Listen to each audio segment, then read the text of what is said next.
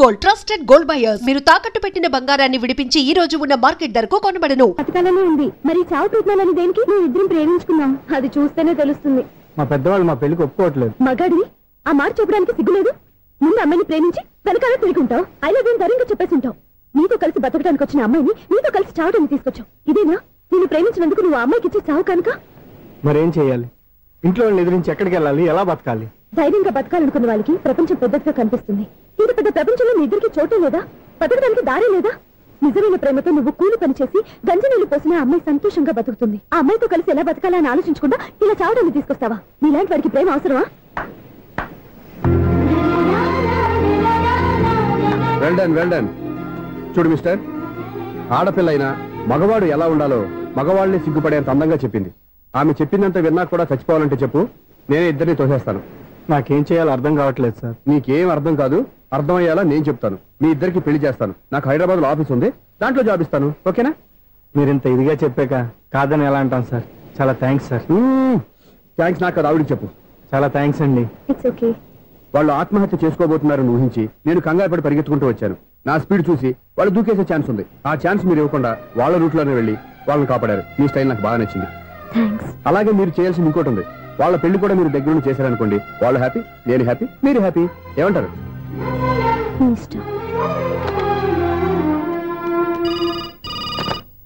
Hello, ఎవరు చెప్పుకో చూద్దాం. అక్క ఎలా ఉన్నావు? ఎలా ఉంటాను? Routine life, routine job, routine bore. ఏంటి చాలా అప్సెట్ అయినట్టున్నావు? ఇంకా సెట్ కాక? ఏం సెట్ కాలేదు? లవ్ సెట్ కాలేదు. ఓ మంచి కుండీ లాంటి కుర్రాడు దొరికాడు. ఇప్పుడు లైన్ లో పెడుతున్నాను. వాడింకా లవ్ ట్రాక్ ఎక్కలేదు. నువ్వు ఈ మంకీ మాటలు ఇంకా మానుకోలేదా? మంకీ ఏంటి డాంకీ. ఏ వయసులో ముచ్చట ఆ వయసులో తీర్చుకోవాలి. అవును, నీకు ఇంకా బాయ్ ఫ్రెండ్ ఎవరు దొరకలేదా? బాయ్ ఫ్రెండ్ లేడు, బోడిగుండు లేదు. ఓ ఒక్క తన చెల్లెలతో మాట్లాడాల్సిన మాటలేనా ఇవి? తప్పేంటి? నీకు జడేసుకోవడం, జాకెట్ వేసుకోవడం నేర్పింది నేను. ఇప్పుడు లవ్ విషయంలో కూడా నేను కాక నీకెవరు ట్రైనింగ్ ఇస్తారు? చూడు, మన లైఫ్ మనమే డిసైడ్ చేసుకోవాలి. ఓ మంచి మనసుని కుర్రాన్ని చూసుకొని రెడీగా ఉండు. ఏంటి నోరు తెరిస్తే బూతులు? బూతులు కాదే, నీతులు. ఇంకో నీకు చెప్పనా? వద్దు వద్దు వద్దు బాబాయ్, నువ్వేం చెప్పొద్దు. ఎవరక్కయ్య?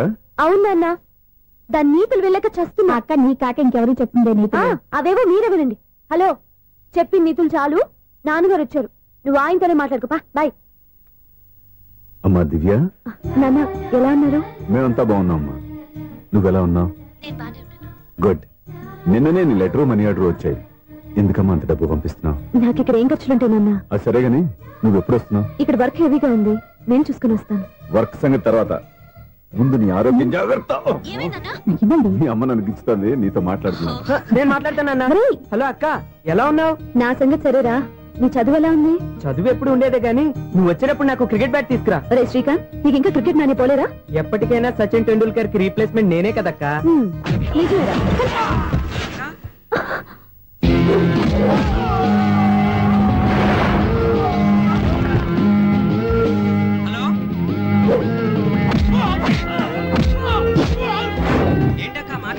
ఇక్కడైతే మ్యాచ్ జరుగుతుందిరా. మ్యాచా? ఎవరెవరికి? ఇండియా వాడు బ్యాటింగ్ చేస్తున్నాడు. ఈ రౌడీలు ఎవరు? రౌడీలు కాదక్క, ఫీల్డర్స్ అనాలి. స్కోర్ ఎంత చెప్పు. ఓకే, ఫైట్ అయ్యాక స్కోర్ చెప్తాను. ముందు ఫోన్ పెట్టి. హలో, ఏమండి బాగున్నారా? నీకు ఈ టాలెంట్ కూడా ఉందా? ఇదంతా మీ వల్లే. మీరు ఆ ప్రేమికులు కలిపారు, నేను పెళ్లి చేసి హైదరాబాద్ పంపించేశాను. వాళ్ళ పేరెంట్స్ ఊరుకుంటారా?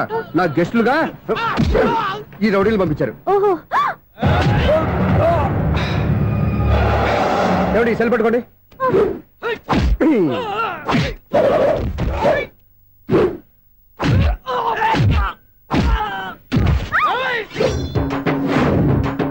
ఏమండి హాస్పిటల్ ఫోన్ చేయండి. దేనికంటారంటండి? అంబులెన్స్ కోసం.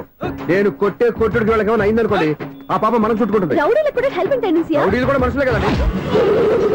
మీరు కొట్టని చెప్తాను. ఏంటి? అదే ఫోన్ అండి. గురుడికి చాలా టాలెంట్ ఉంది.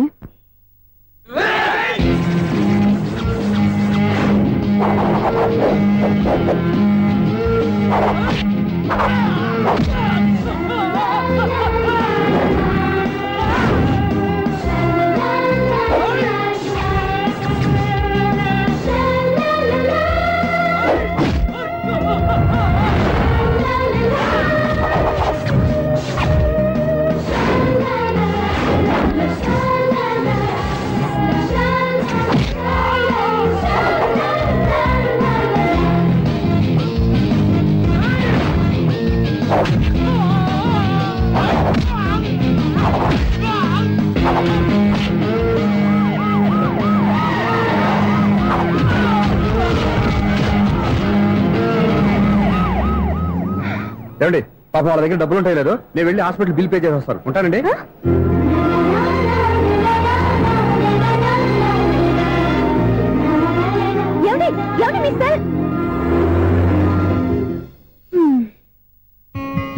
ఎవరి బక్రగాడు?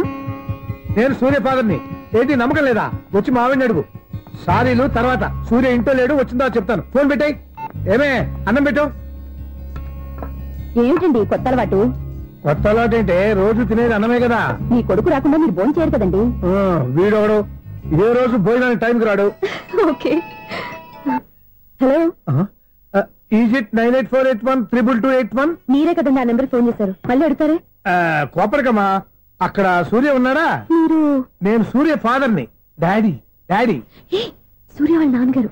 ఇప్పుడు చూడండి గేమ్ ఆడతారు. మీ నాన్నగారు సార్, ఆయన ఇక్కడ లేరు, కొంచెం దూరంగా ఉన్నారు. సెల్ ఫోన్ నెగిచి దూరంగా ఉన్నాడా? సెల్ ఫోన్ దగ్గర పెట్టుకోవాలి, వాడికి తెలీదు. ఊరుకోండి, మామగారు వింటారు. అంకుల్, ఆయన రాగానే ఏమైనా చెప్పాలా? కడుపు మండిపోతుందని చెప్పు. దేనికి అంకుల్? ఆకలి భరించలేక కనీసం భోజనానికైనా వస్తాడో రాడు కనుక్కో. భోజనం అది నాతో. సరే అంకుల్, ఎలా అయినా పంపిస్తాను. కడుపు మండిపోతుందని అన్నారు కదా, దానికి ఆయన వచ్చేలోపు గ్లాస్ మజ్జిగ తాగండి, కడుపు చల్ల పడిపోతుంది. ఈ ఆయుర్వేద సలహాలే నాకు వద్దు, వెంటనే వాటిని రమ్మని చెప్పు. Sure uncle. ఈ రోజు సూర్య వాళ్ళ ఇంట్లో కర్ఫ్యూ ఫైరింగ్ ఆర్డర్స్. మన వాడి పని ఏమైందండి? ముందు అన్నం పెట్టు. అబ్బాయి కూడా రానివ్వండి. అన్నం పెడతావా లేదా? ఎప్పుడు నేను ఇంత కోపం వచ్చింది ఏంటండి మీకు? చూసావా, వాడి ఇంతవరకు భోజనం రాలేదు. వాడి మీద ఎందుకు విసుకుంటారు? వాడంటే మీకు ప్రేమ లేదా? వాడంటే నాకు ప్రేమ ఉండే, కానీ వాడి ప్రేమే ఎక్కడో ఉంది. ఆపండి ఆ మాటలు. నా కొడుకు అయోధ్య రాముడు. అయోధ్య రాముడు కాదు, అయోగ్య రాముడు. అసలు ఏమైంది మీకు ఈవేళ? ముందు అన్నం తిని చెప్తా. ఏంటండి ఇది? గోంగూర పచ్చడి. Hi daddy. ఏంటి ఈ రోజు కొత్త అలవాటు? ఏంటమ్మా, మీ ఆయన క్రమశిక్షణ లేకుండా తింటున్నాడు? తింటం కాదు, మింగుతున్నా. కోపం దిగమింగుతున్నా. తినేది ముద్దలు కదా, కోపం మింగుతున్నాను అంటావేంటి? ఆర్గ్యుమెంట్ లాపో, వాడు కూడా వడ్డించవే. కూర్చోరా. వద్దమ్మా, నాకు తినాలనిపించట్లేదు. ఎందుకు అనిపిస్తుంది? అరగంట లోపు 2 సార్లు భోజనం చేయాలంటే ఎవరికైనా కష్టమే. ఏం డాడీ పిచ్చి పిచ్చిగా మాట్లాడతారు? ఏమైంది మీకు? తిన్నాక చెప్పనా, మధ్యలో ఆపి చెప్పనా? ఆపి చెప్పండి, పర్వాలేదు.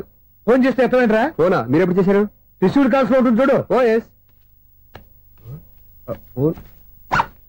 ఏంట్రా, ఫోన్ మిస్ అయిందా? మిస్ దగ్గరే నీ ఫోన్ ఉందా? Just minute. చూసావా, అయోధ్య రాముడు అన్నావు. మా మామగారు. అది సూర్య వాళ్ళ ఫాదర్. చెప్పండి అంకుల్. అంకుల్ కాదండి, నేను సూర్యాని. ఏమిటి విషయం? నా సెల్ ఫోన్ ఇవ్వకుండా వెళ్ళిపోయారంటండి. ఏంటి మీ ఉద్దేశం? మీకు మీరే మర్చిపోయి నేను ఇవ్వలేదంటారేంటి? నేను కావాలని ఇవ్వలేదంటారా, కాజేద్దామని ఇవ్వలేదంటారా? చచ్చా, నా ఉద్దేశం అది కాదండి.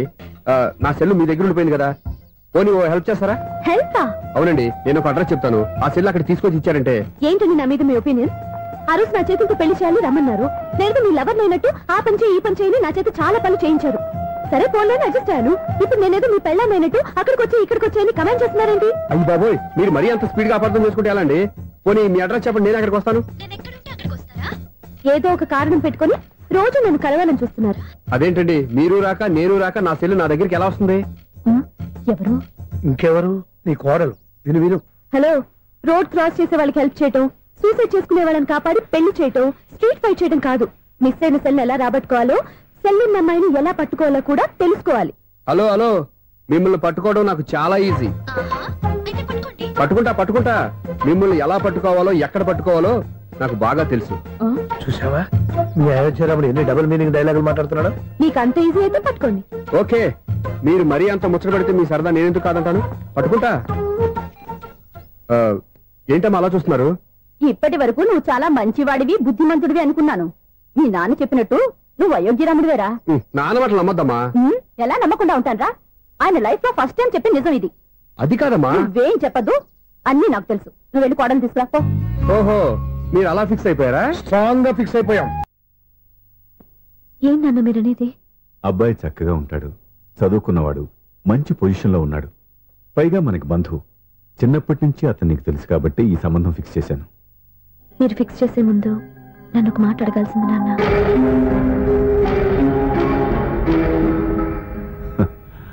అడిగి చేసుకునే కుటుంబంలో నువ్వు పుట్టలేదు, అడిగి చేసే తండ్రి నేను కాదు.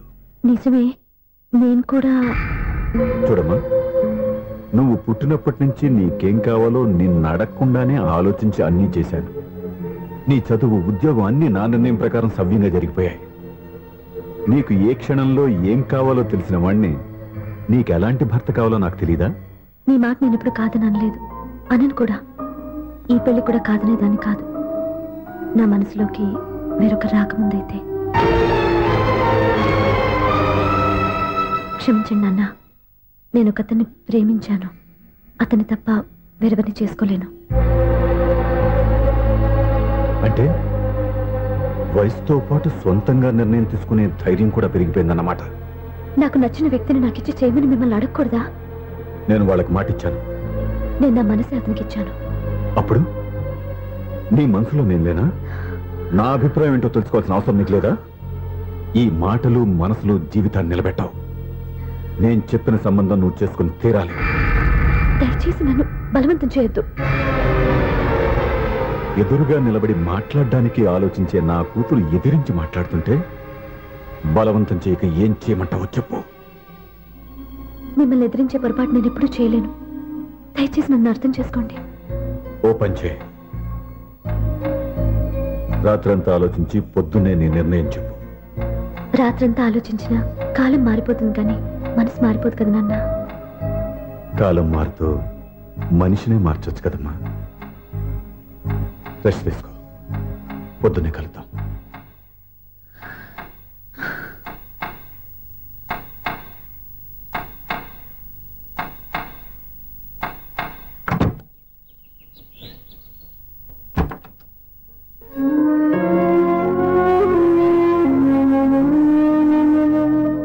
టీ తీసుకోండి.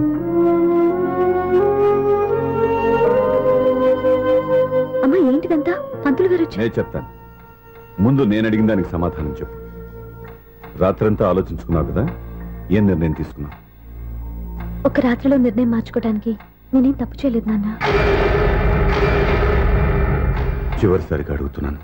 ఒక ప్రశ్నకి సమాధానం ఒకటే ఉంటుంది, కానీ మరో సమాధానం ఉండదు కదా నాన్న. తండ్రికి కాదు, ఒక టీచర్కి చెప్పాల్సిన పద్ధతిలో సమాధానం చెప్పావు. నా నిర్ణయం కూడా విను. నీకు తల్లి, చెల్లి, తమ్ముడు, ఈ నాన్న కావాలి అనుకుంటే నేను చెప్పిన వాడిని పెళ్లి చేసుకుని అత్తవారింటికి కాపురానికి వెళ్ళు. కాదు, నీకు నచ్చిన వాడినే చేసుకుని నువ్వు కాపురం చేయాలి అనుకుంటే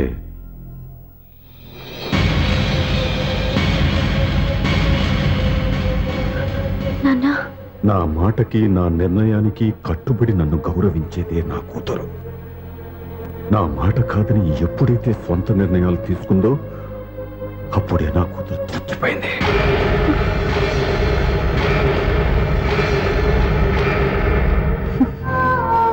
చాలా సంతోషంగా ఉంది నాన్న. ఏ తల్లిదండ్రులైనా ఎక్కడ టార్గెట్ చేస్తారో మీరు కూడా అక్కడే టార్గెట్ చేశారు.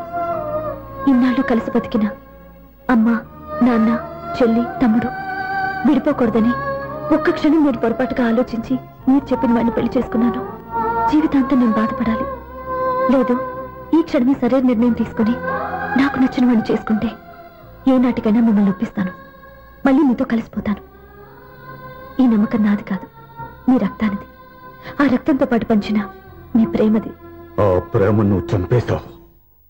నా గొంతులో ప్రాణం ఉన్నంతకాలం నువ్వు అనుకున్నట్టు జరగదు. నేను మారను. మారుతారు, కాలం మారుస్తుంది. నీ నమ్మకం నీది, నా నమ్మకం నాదే.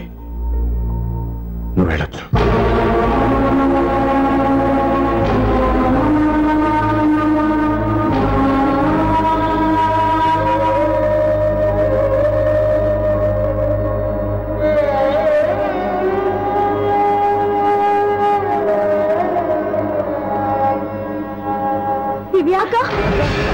పంతులు గారు, నా పెద్ద కూతురు చచ్చిపోయింది, పిండం పెట్టించండి.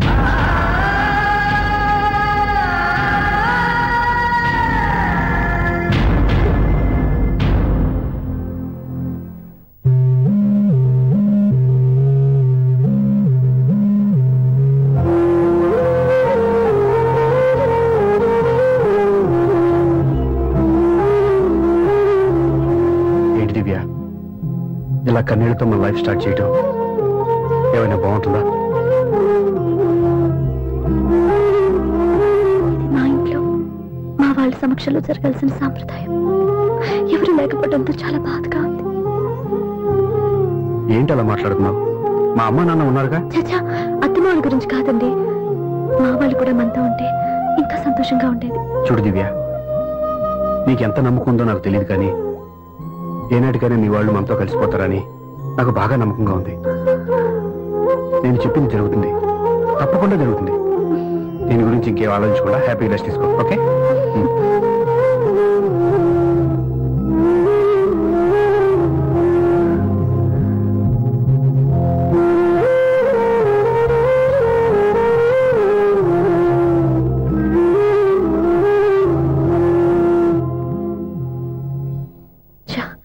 ఫస్ట్ నైట్ తను అప్సెట్ చేశాను.